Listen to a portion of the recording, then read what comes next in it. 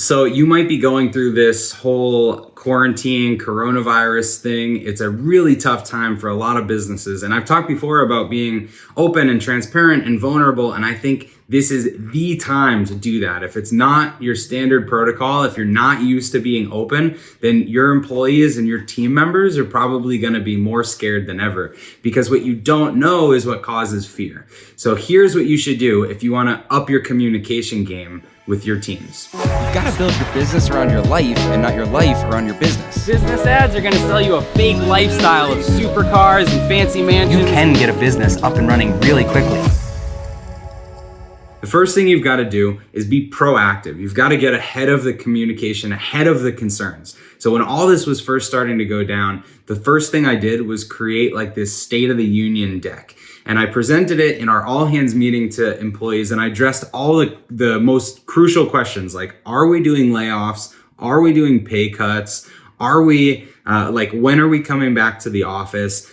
Does the business have enough cash to sustain this? What does our runway look like? What are the metrics that we're measuring for the business? Like, what are the trends that we're looking, and what's going to change things over the next couple weeks?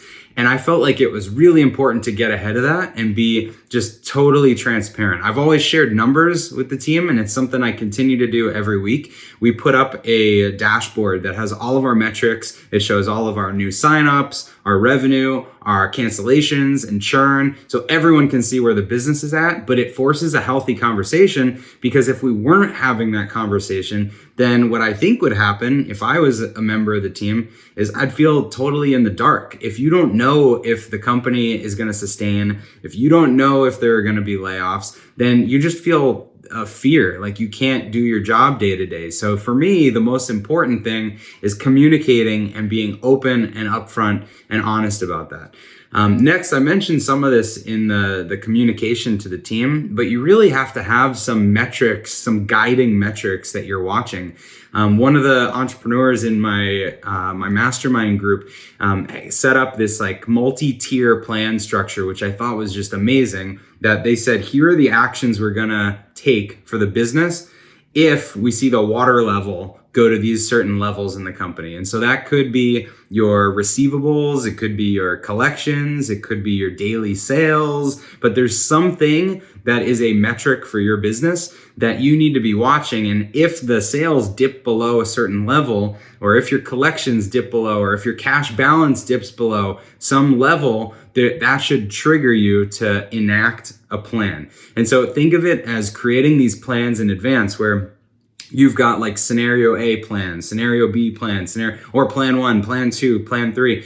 And when the trigger hits, you can just be objective and say, look, this is the plan we've got to do. You know, if we get here for the business, then for the health of the business, we've got to go to 10% pay cuts. Or for the health of the business, we've got to lay off 4 people. No one wants to do that, but that's something that you struggle with as a leader, because it's an emotional decision. And if you can tie some metrics in your business to the action plans that you've laid out, then it becomes a little bit less of an emotional decision. Of course, you're still empathetic to the people that you're, affecting, because this is affecting everyone. But at the end of the day, if you don't make the decisions that are best for the business, then the whole company is going to be affected, because you might go out of business. And we want to create a scenario where the best possible outcome comes out of this. So like I said, you crystal clear communication, and then have these action plans that are triggered in a non-emotional way. And I think the third thing you can be doing is to think about the trends for your business. What is changing in the world today that your business can adapt to offer some new product or some new service? Because what's going to come out of this is that there'll be tons of opportunity where either some people did go out of business and now there's other customers that are looking for a solution because they need a replacement, or you'll just find that there's market trends or things happening that people either have different buying behavior, they have different needs based on where they're working, people will just be shopping differently. And so it's hard to generalize this, but think about in your company, maybe you had a catering service that used to do big events, And now you do individual household prepackaged weekly deliveries, because people needed at-home meals for the whole week as opposed to everybody going to one big event. There's going to be adaptations for everyone's business. So again, the things that you can be doing right now